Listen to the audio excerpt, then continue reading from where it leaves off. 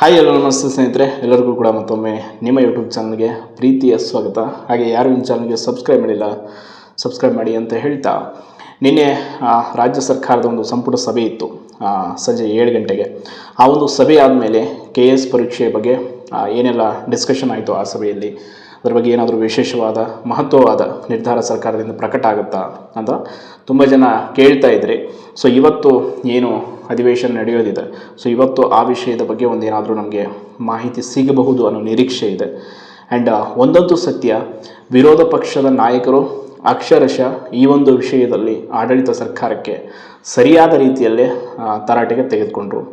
And ಮೀಡಿಯಾಗಳು ಅಷ್ಟೇ ತುಂಬ ಈ ವಿಷಯದಲ್ಲಿ ಏನು KS ಮರುಪರೀಕ್ಷೆಯಲ್ಲಿ ಆಗಿರುವಂಥ ಇನ್ಜಸ್ಟಿಸ್ನ ವಿರುದ್ಧವಾಗಿ ತುಂಬಾ ಧ್ವನಿಯನ್ನು ಎತ್ತಿದರು.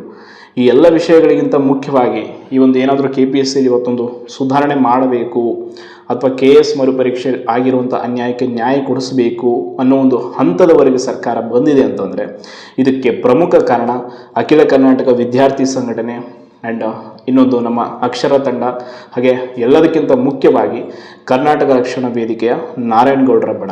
ಈ ಮೂರು ಒಂದು ಏನು ತಂಡಗಳು ಸೇರಿ ಇವತ್ತು KPSCಯ ವಿರುದ್ಧವಾಗಿ KPSC ಮಾಡ್ತಾ ಇರೋಂಥ ಅಕ್ರಮಗಳು, ಬಡ ಮಕ್ಕಳಿಗೆ ಆಗ್ತಾ ಇರುವಂಥ ಅನ್ಯಾಯ, ಈ ಒಂದು ನೇಮಕಾತಿಗಳಲ್ಲಿ ನಡೀತಾ ಇರುವಂಥ ಮೋಸ, ಈ ಎಲ್ಲದರ ವಿರುದ್ಧವಾಗಿ ಧ್ವನಿ ಎತ್ತಾ ಇದೆ.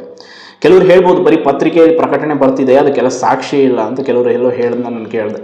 ಸಾಕ್ಷಿ ಕೊಡೋದಕ್ಕೆ ಎಲ್ಲಿಂದ ಆಗುತ್ತೆ? ಸಾಕ್ಷಿಯನ್ನು ಮುಚ್ಚಿ ಹಾಕ್ತಾರೆ. ಎಲ್ಲದಕ್ಕೂ ಸಾಕ್ಷಿ ಇದ್ಬಿಟ್ಟಿದ್ರೆ ಎಲ್ಲರೂ ಅದನ್ನು ಫೈಟ್ ಮಾಡ್ತಾಯಿದ್ರು. ಆ ಸಾಕ್ಷಿ ಇಲ್ಲ ಅಂತಲೇ ಅವರು ಇಷ್ಟೆಲ್ಲ ಆಡ್ತಾ ಇರೋದು. ಆ್ಯಂಡ್ ಇನ್ನೂ ತುಂಬ ಮುಖ್ಯವಾದ ವಿಷಯ ಅಂತಂದರೆ ಇವತ್ತು ಪತ್ರಿಕೆಯಲ್ಲಿ ಬಂದಿದೆ. ಆ ವಿಷಯ ಏನು ಅಂತಂದರೆ, ಅಲ್ಲಿ KPSC ಕಚೇರಿಯಲ್ಲಿರ್ತಕ್ಕಂಥ ಎಲ್ಲ ಎಂಪ್ಲಾಯೀಸ್ಗಳು ಅನುಕಂಪದ ಆಧಾರದ ಮೇಲೆ ಕೆಲಸವನ್ನು ಗಿಟ್ಟಿಸ್ಕೊಂಡಿರೋರು. ಅವರು ಕೂಡ ಅವರ ವಿದ್ಯಾರ್ಹತೆ 7th 8th 10th ಅಷ್ಟೇ.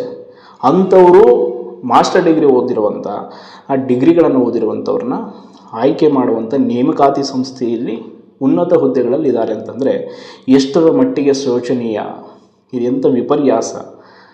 ಇಂಥ ದೊಡ್ಡ ನೇಮಕಾತಿ ಸಂಸ್ಥೆಯಲ್ಲಿ ಈ ಲೆವೆಲ್ನ ಒಂದು ಜನ ಅಲ್ಲಿ ವರ್ಕ್ ಮಾಡ್ತಾರೆ ಅಂತಂದರೆ ಅವ್ರಿಗೆ ಅದರ ಸೀರಿಯಸ್ನೆಸ್ ಏನು ಅರ್ಥ ಆಗುತ್ತೆ ಹೇಳಿ.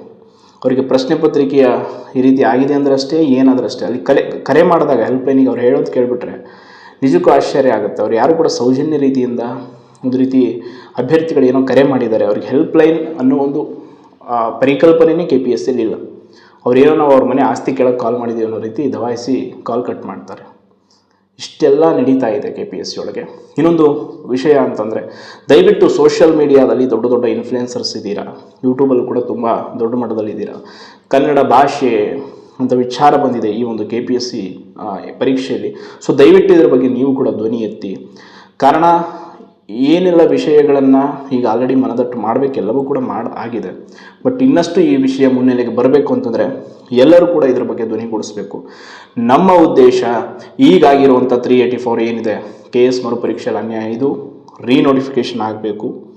ಆ್ಯಂಡ್ ನೆಕ್ಸ್ಟ್ KPSCಲಿ ರಿಫಾರ್ಮ್ಸ್ ಆಗಬೇಕು. ಈಗ ಆಲ್ರೆಡಿ KPSCಲಿ ಏನೋ ಸಂದರ್ಶನದ ಅಂಕಗಳನ್ನು ಹೆಚ್ಚು ಮಾಡಬೇಕಂತ ನಿರ್ಧಾರ ಮಾಡಿದಾರಂತೆ. ದಯವಿಟ್ಟು ಅದನ್ನು ಯಾವುದೇ ಕಾರಣಕ್ಕೂ ಮಾಡೋದಕ್ಕೆ ಬಿಡಲ್ಲ, ಅದು ಆಗಬಾರ್ದು. ಮೂಲ ಅಕ್ರಮಕ್ಕೆ ಕಾರಣ ಅಂತಂದ್ರೆ ಅದು ಸಂದರ್ಶನದ ಅಂಕ. ಇವ್ರು ಯಾವುದೋ ಒಂದು ಸಮಿತಿಯವರು ಅದನ್ನು ಶಿಫಾರಸು ಮಾಡೋಕ್ಕೆ ಹೋಗಿದ್ದಾರಂತೆ. ಅವ್ರಿಗೆ ಅದು ಯಾರು ಈ ಐಡಿಯಾವನ್ನು ಕೊಟ್ಟರೋ ಗೊತ್ತಿಲ್ಲ. ಇನ್ನು KPSCಯಲ್ಲಿ ಕೆಲವೊಂದು ಸುಧಾರಣೆ ಆಗುತ್ತೆ.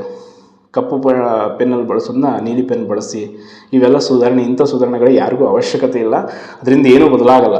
ಫಸ್ಟ್ ಅಲ್ಲಿರ್ತಕ್ಕಂಥ ಎಲ್ಲ ಎಂಪ್ಲಾಯಿಗಳು ಕ್ಲೀನ್ ಆಗಬೇಕು. ಆ ಸದಸ್ಯರುಗಳು ಅದರಲ್ಲಿ ಯಾರ್ಯಾರು ಕರಪ್ಟ್ ಇದ್ದಾರೆ ಅವರೆಲ್ಲ ಹೊರಗೆ ಹೋಗಬೇಕು. ಪಾರದರ್ಶಕವಾಗಿ ಪರೀಕ್ಷೆಗಳು ನಡೀಬೇಕು. ಹಲವಾರು ಸುಧಾರಣೆಗಳು ಆಗಬೇಕು. ಅದರಲ್ಲೂ ವಿಶೇಷವಾಗಿ PC ಹೋಟ ಸಮಿತಿ ಅನುಷ್ಠಾನ, ಅದರಲ್ಲಿರ್ತಕ್ಕಂಥ ಕೆಲವೊಂದಿಷ್ಟು ಅಂಶಗಳು ಕೂಡ KPSCಗೆ ಅನ್ವಯ ಆಗಬೇಕು.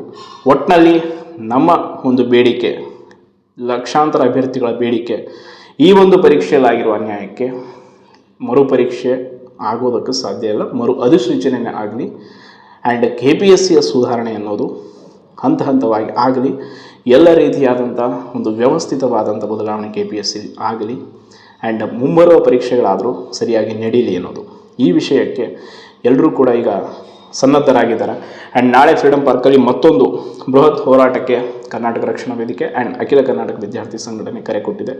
ಸೊ ಆದಷ್ಟು ಎಲ್ಲರೂ ಕೂಡ ಈ ಹೋರಾಟದಲ್ಲಿ, ಇದು ನಿರ್ದಿಷ್ಟಾವಧಿಯ ಹೋರಾಟ ಅಲ್ಲ, ಒಂದು ದಿನಕ್ಕೆ ಸೀಮಿತ ಅಲ್ಲ, ಅನಿರ್ದಿಷ್ಟಾವಧಿ ಅಹೋರಾತ್ರಿ ಧರಣಿ ಅಂತ ಕೂಡ ಹೇಳಿದ್ದಾರೆ.